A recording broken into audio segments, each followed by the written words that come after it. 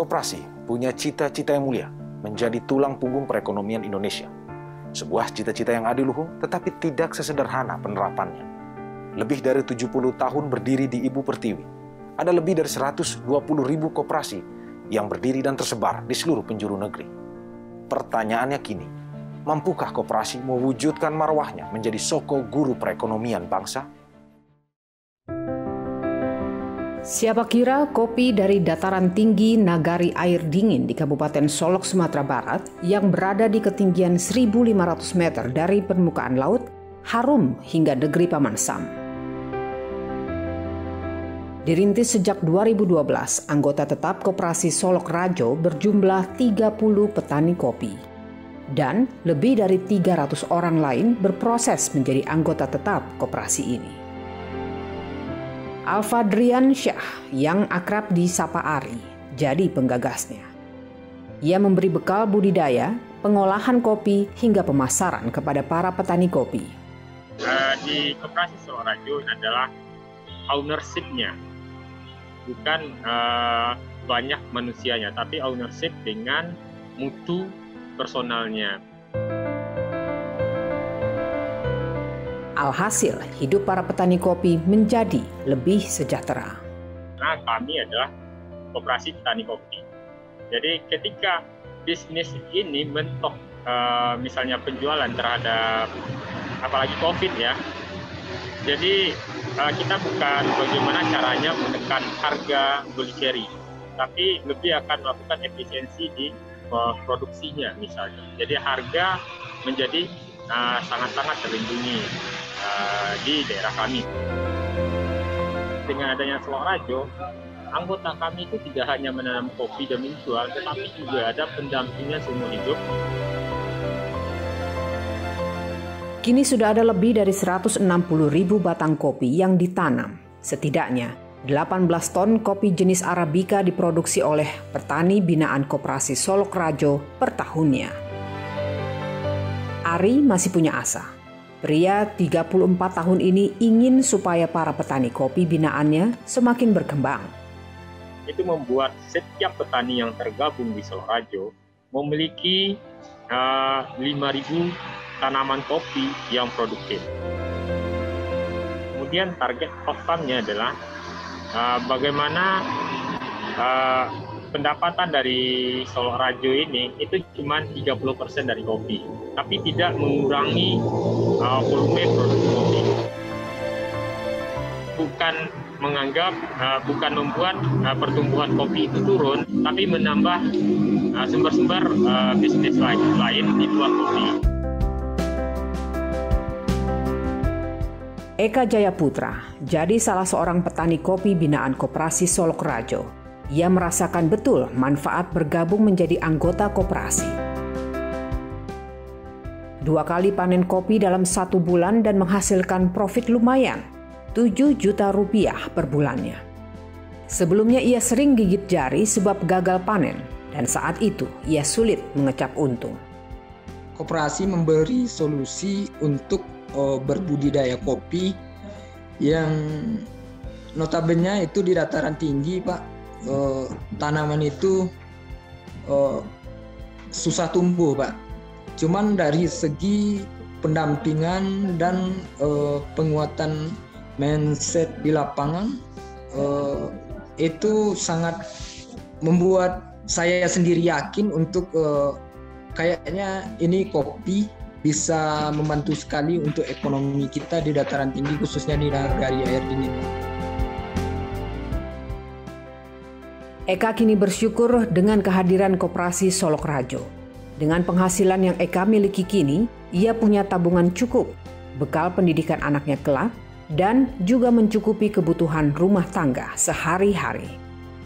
Sebelum bergabung dengan koperasi, itu saya sendiri membiayai keluarga memang secara serabutan, Mbak. Dengan adanya dampingan dari koperasi, saya sendiri terbantu. Dari awalnya kita bekerja sama orang, sekarang kita bekerja di kebun kita sendiri dan malahan kita bisa memperkerjakan orang di dalam kebun kita sendiri, Pak. Sebelum 12 Juli 1947 dipilih negara jadi Hari Koperasi, jejaknya di Indonesia sebetulnya sudah ada sejak zaman kolonial Belanda. Pemerintah ingin menolong masyarakat pribumi dari kebijakan liberalisasi ekonomi yang saat itu menyebabkan kemiskinan dan kesenjangan. Koperasi membawa nilai luhur kejujuran, kemanusiaan, dan keadilan ekonomi. Koperasi hadir sebagai penggerak ekonomi rakyat, bukan hanya sekedar cari untung, tetapi upaya agar anggotanya sejahtera. Sebagai suatu badan usaha yang dibentuk masyarakat, maka proses kelola koperasi ialah menghimpun modal usaha, sehingga seluruh keuntungan dari rantai usaha dan rantai produksi bisa dinikmati tiap anggotanya. Nah, disinilah sebenarnya bedanya koperasi dengan korporasi, di mana seluruh proses produksi, rantai produksi itu benefitnya dinikmati oleh anggota.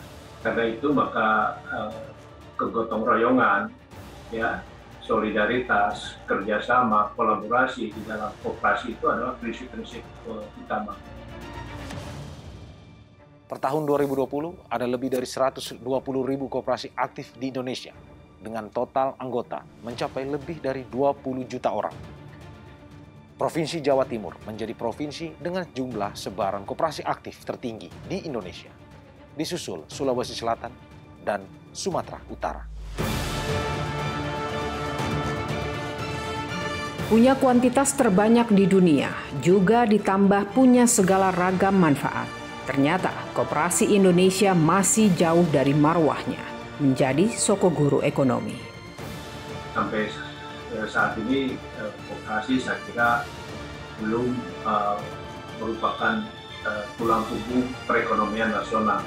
Nah, artinya masih menjadi PR besar bagi kita bagaimana mendorong masyarakat Indonesia untuk tertarik berkoperasi. Menjamurnya koperasi ternyata tidak serta-merta menghasilkan kontribusi terhadap perekonomian dalam negeri. Koperasi itu harusnya bisnis as usual, bisnis natural, bisnis alamiah yang harusnya dipentingkan oleh masyarakat, dipilih oleh masyarakat karena memang koperasi itu akan memberikan nilai tambah lebih baik dibandingkan dengan dia mendirikan perusahaan jenis yang lain. Kenapa? Karena bisa dimiliki oleh konsumen, bisa dimiliki oleh bukan hanya konsumen tapi juga dimiliki oleh pekerja dan juga produsennya sekaligus. Koperasi yang telah dipatenkan punya hari besar nasional ini ternyata tidak cukup punya pamor. Mayoritas masyarakat, terutama kaum urban, belum melirik keberadaan koperasi. Literasi yang minim tentang koperasi justru membuat masyarakat salah langkah dalam memilih dan menentukan koperasi mana yang layak untuk diselami.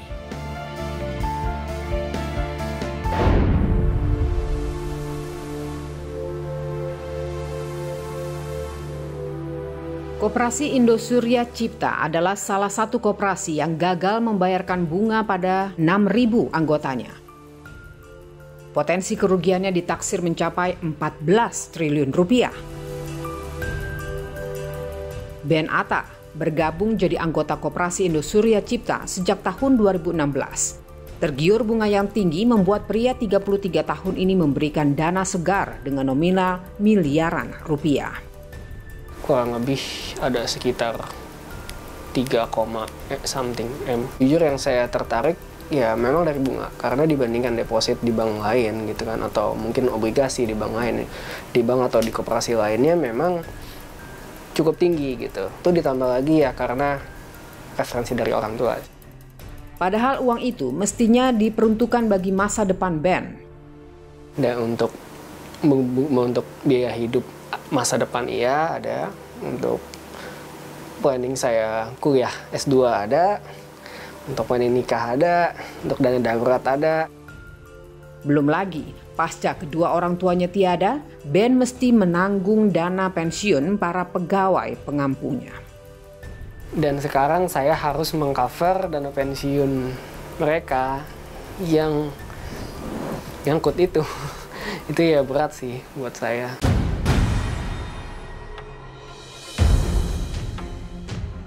Melia senasib dengan Ben. Nahasnya, Melia juga menaruh dana di koperasi lain yang belakangan diketahui bermasalah. Kerugian Melia mencapai 5 miliar rupiah, uang yang dikumpulkan selama 25 tahun.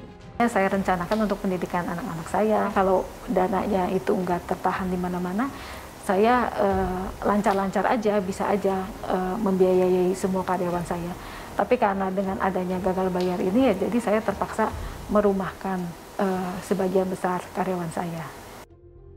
Meski berlabel koperasi simpan pinjam, tapi nyatanya konsep yang diusung Indo Surya Cipta tak berlandaskan prinsip koperasi. Kita sama sekali nggak pernah diajak rapat atau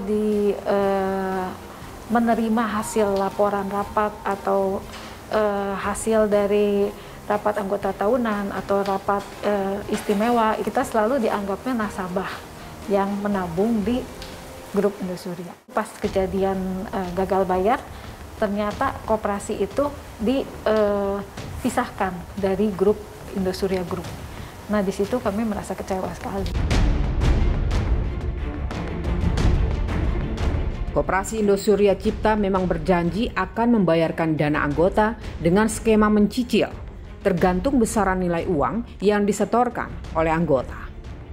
Tetapi toh Ben dan Melia tidak bisa menutupi rasa was-was sebab pengembalian dana terkesan suka-suka. Dicicil 25% per tahun. Jadi 4 tahun 100%. Oke, 25% per tahun tapi tidak dibagi lagi 25% dibagi 12 rata, tapi enggak. Dicicil suka-suka. Ada yang punya uang 400 juta dicicil sebulan cuma 1 juta. Ada yang cuma 800.000. Kalau yang 1 M itu selama 1 bulan itu harusnya mendapatkan 15 jutaan. Tapi mereka ternyata cuma dapat ada yang 750.000, ada yang 550.000. Koperasi Indo Surya Cipta yang gagal bayar membuat banyak anggotanya terpuruk. Banyak yang perlu uang untuk pengobatan, untuk pensiun, bahkan ada yang sampai meninggal karena bunuh diri. Litbang Kompas merangkum sederet kasus koperasi bodong yang terungkap di tahun 2020 hingga 2021. Koperasi bodong menggait calon anggota dengan iming-iming keuntungan tinggi.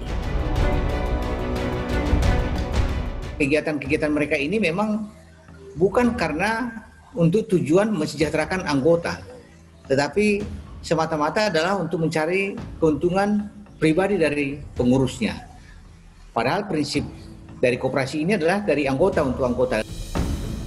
Lebih dari 80.000 koperasi dibubarkan oleh Kementerian Koperasi dan UKM sejak tahun 2016 hingga 2019. Koperasi-koperasi yang tidak aktif, ya, tidak melakukan lagi rapat anggota tahunan,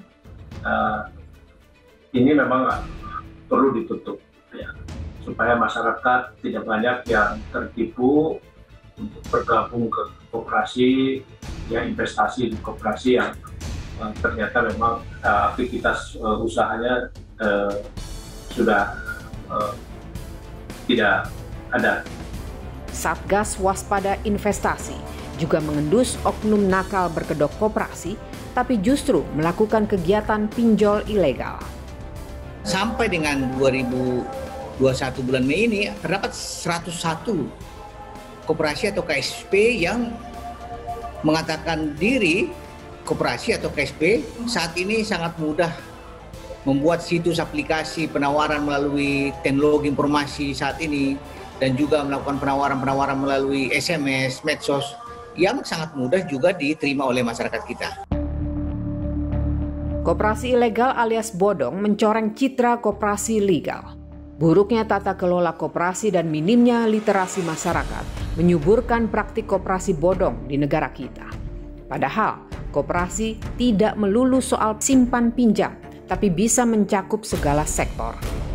Amerika Serikat itu listriknya di sana dimiliki oleh koperasi dengan konsep pelanggan adalah pemiliknya atau consumer owner. Dan itu beroperasi di seluruh negara bagian Amerika, Mas. Namanya koperasinya ini konsolidasi nasionalnya adalah National Rural Electricity Cooperative Association. Bahkan masyarakat banyak yang tidak tahu kalau Barcelona Football Club itu adalah juga koperasi. Itu dimiliki oleh fansnya, Mas. Makanya fansnya kemarin bikin mosi tidak percaya untuk menurunkan presidennya kan bisa karena mereka punya otoritas, punya kedaulatan yang dijamin di dalam statuta mereka atau di dalam anggaran dasar organisasi koperasi mereka. Koperasi yang dikelola sesuai prinsip dan nilai luhurnya jelas bakal mendatangkan kemaslahatan, mengangkat harkat hidup, dan juga membangun kemandirian tiap anggota.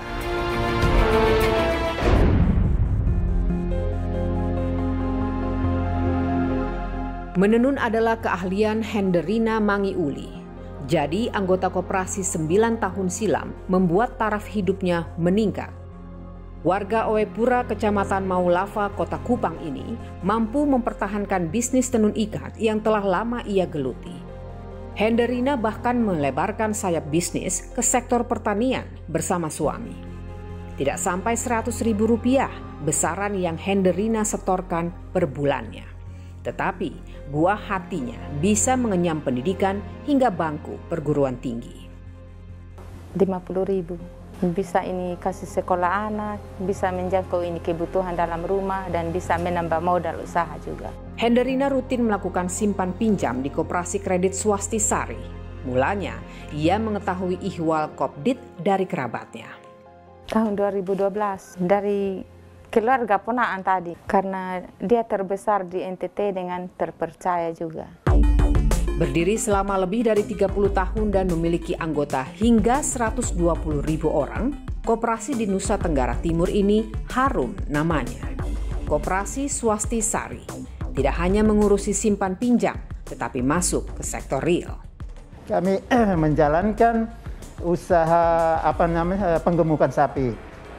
Penggemukan sapi itu sampai ratusan ekor, memotivasi anggota tanam bawang, ya, tanam sayur, ya, ke lautan. Pinjam tidak besar-besaran, mungkin 10 juta, 15 juta. Koperasi Swastisari punya visi dan misi, mengubah dari yang tidak ada menjadi ada, dan dari yang sudah ada menjadi lebih baik. Tidak boleh karang-mengarang, tipu-menipu. Uang anggota kita tidak boleh sembunyikan, tidak boleh kita curi. 100% kita kembalikan kepada mereka keuntungan itu. Jadi setelah kita kelola keuntungan itu ya 60-70% kita kembalikan kepada mereka dalam bentuk sisa hasil usaha sesuai dengan keputusan rapat anggota tahunan. Di NTT masih ada masyarakat yang terjebak dalam putaran koperasi harian yang jelas merugikan. Koperasi rentenir, koperasi selamat pagi, koperasi harian yang sangat membodohi masyarakat. Itu membuat masyarakat kecil yang ya sangat-sangat merugikan mereka. Uang mereka dibawa lari. Ya, ratusan miliar. Melek literasi akan membuat kita terhindar dari jerat koperasi bodong. Kenali cirinya, pastikan tidak masuk dalam lingkarannya. Kegiatan-kegiatan koperasi adalah untuk kepentingan anggota. Jadi mereka harus terlibat di dalam kegiatan-kegiatan atau dalam penetapan peraturan di koperasi dalam rapat anggota tahunan. Yang terjadi saat ini adalah masyarakat kita bukan sebagai anggota di sana, tapi diberikan pinjaman. Masyarakat selalu tergiur dengan iming-iming pendapatan atau profit yang besar, ya, tanpa melakukan pengecekan bagaimana realitas investasi itu atau tawaran investasi. Supaya tidak terjadi kegagalan manajemen dan makin banyak anggota yang mengelola dananya pada koperasi, pemerintah dikritisi menyediakan suatu wadah perlindungan. Sejak dulu saya sudah teriak-teriak juga minta kepada pemerintah supaya diberikan LPS juga. Ini juga sebenarnya LPS ini fungsinya bukan hanya menjamin masyarakat supaya aman nih Mas, tapi sebetulnya LPS ini fungsinya juga untuk menekan biaya modal, akhirnya tidak harus diiming-iming tapi diberikan keamanan, jaminan keamanan seperti LPS kan akhirnya orang mau investasi. Nah ini yang sedang kita akan usulkan kembali perubahan undang-undang koperasi, termasuk di dalamnya perlu kita tambahkan mengenai aturan lembaga perlindungan simpanan bagi koperasi. Menyejahterakan anggota, memakmurkan negara. Menilik dari kayanya sumber daya manusia di negara kita, ditambah aktifnya koperasi yang punya manajemen mumpuni, patutlah koperasi kembali ke marwahnya. Jadi soko guru perekonomian negeri. Koperasi punya nilai dan tujuan mulia yang sejatinya membuat taraf hidup anggota menjadi lebih sejahtera. Makin banyak masyarakat punya peran serta, tak ayal koperasi sebagai soko guru perekonomian bangsa betul-betul akan terwujud. Pilih dan pelajari koperasi mana yang Anda akan masuki, supaya tidak terjebak oknum-oknum nakal pencoreng citra koperasi.